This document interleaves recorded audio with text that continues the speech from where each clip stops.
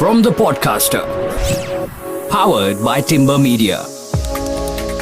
On the show today, we're talking about mental well-being and self-care with Mahesh Natarajan, part of Innersight Counselling and Training Center. He is a counselor.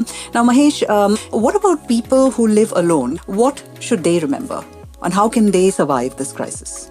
There are a couple of different kinds of groups of single people, right? There are young adults who are single because they're temporarily single. They are looking forward to cohabiting or being coupled up in a couple of years. So that's one category of single people. But we also have single people who are much older, in their 40s, 50s or older, who may be single for different reasons. Some of them may have been single all their life, or some of them may have been widowed or separated or divorced and are single for a few years. So why I'm separating it out is to say that the degree of aloneness and the loneliness that somebody might experience is very different across these life stages, and how one is finding themselves alone at home, and that makes a lot of difference.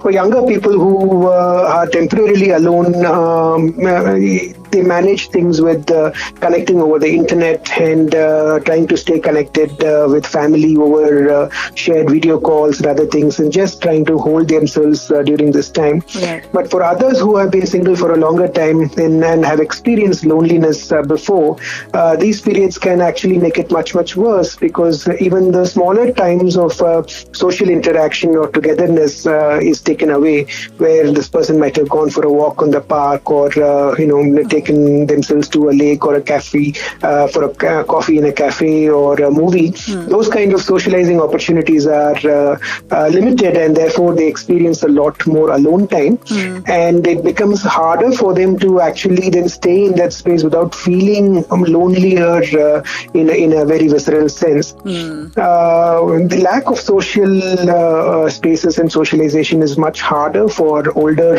single people and people who are perennially alone, or who are alone in their life given their circumstances. Right. For them, in this situation, those who have been coping well in a general front need to kind of move more virtually, like to find bridge groups or Scrabble places and other things to kind of keep themselves engaged and competitive in new ways, is one aspect of it.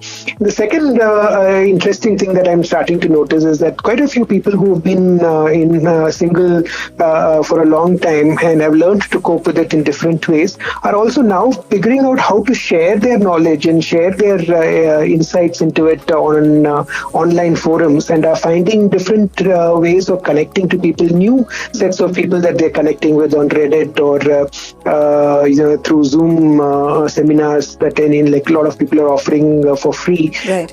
Those kind of spaces are becoming important for single people to actually engage themselves.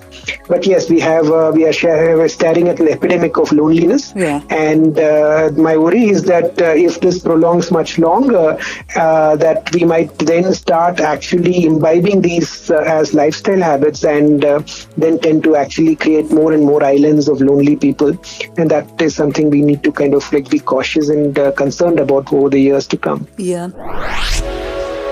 From the podcaster. Powered by Timbre Media.